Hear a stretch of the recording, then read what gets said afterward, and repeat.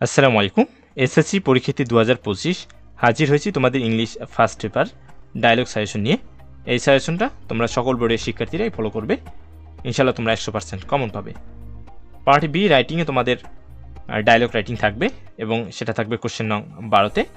এখানে ডায়লগগুলো আমি দুটি অংশে ভাগ করেছি, একটি হলো মোস্ট ইম্পর্টেন্ট অংশ, বাকিটি হলো লেস ইম্পর্টেন্ট অংশ।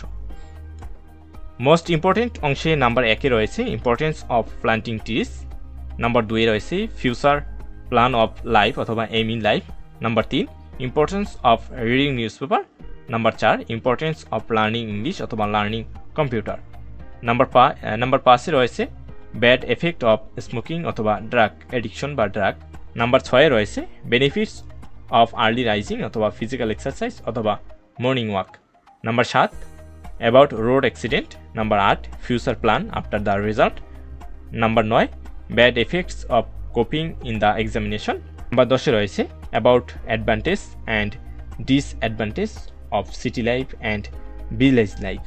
এটা আরও একটি নামে থাকে, সেটা হলো city life versus village life. Less ইম্পর্টেন্টের ভিতরে যেগুলো রয়েছে সেগুলো হলো নাম্বার 1-এ রয়েছে ডেঙ্গু ফিভার, নাম্বার 2-এ রয়েছে use and abuse of mobile phone অথবা ইন্টারনেট অথবা ফেসবুক অথবা সোশ্যাল মিডিয়া, নাম্বার 3-এ রয়েছে literacy problem in Bangladesh, number 4-এ রয়েছে health problem doctor and patient. এটা আরও একটি নামে তোমরা চেনো, সেটা হলো এক কথায় ডক্টর অ্যান্ড পেশেন্ট।